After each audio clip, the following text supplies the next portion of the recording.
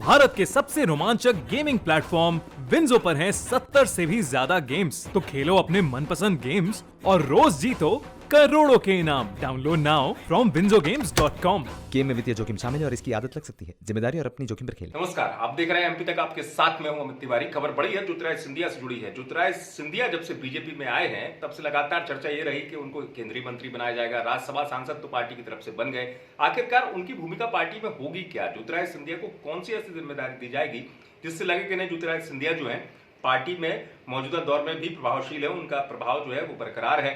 तो ये स्थिति के बीच में एक बात निकलकर सामने, क्या पार्टी मध्य प्रदेश से दूरी रखना चाहती है, दूरी बनाकर रखना चाहती है ज्योतिरादित्य सिंधिया की? मैं ऐसा इसलिए कह रहा हूं कि ज्योतिरादित्य सिंधिया को अलग राज्य में जिम्मेदारी दी गई, लेकिन अब ज्योतिरादित्य सिंधिया को मध्य प्रदेश से जुड़ी एक बड़ी जिम्मेदारी दी गई।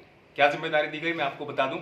दरअसल दमोह में विधानसभा उपचुनाव है और अब तक सवाल उठ रहा था कि मुख्यमंत्री शिवराज सिंह इतनी बार जा चुके हैं, केंद्रीय मंत्री प्रहलाद पटेल से लेकर राज्य के मंत्री सब लोग जा चुके हैं, ज्योतिरादित्य सिंधिया को पार्टी दूर क्यों रख रही है?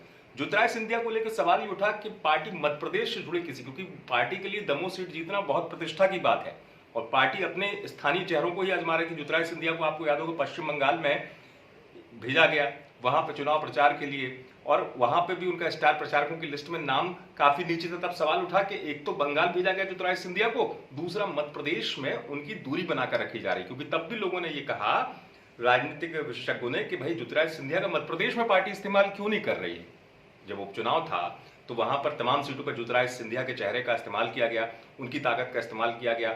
मुख्यमंत्री और ज्योतिरादित्य सिंधिया एक साथ मंच पे हर जगह जाते थे, एक साथ सभा को संबोधित करते थे। आखिर ऐसा क्या है कि पार्टी जो है मध्य प्रदेश से दूर रखना चाहती है? ज्योतिरादित्य सिंधिया को मध्य प्रदेश से जुड़ी जिम्मेदारी क्यों नहीं दी जा रही है?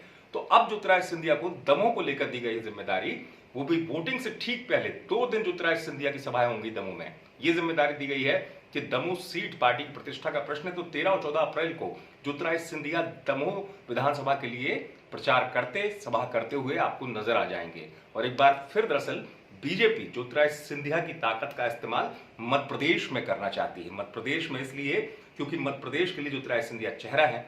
पहले लग रहा था ये बात कि पार्टी जो है उनसे दूरी बना रही है और खासतौर से या तो केंद्रीय नेतृत्व जो है वो चाहता है कि वो केंद्रीय स्तर पर कोई जिम्मेदारी निभाए। बंगाल भेज दिया गया उनको, बंगाल की में चुनाव प्रचार की स्टार प्रचारक लिस्ट में उनका नाम शामिल आ गया।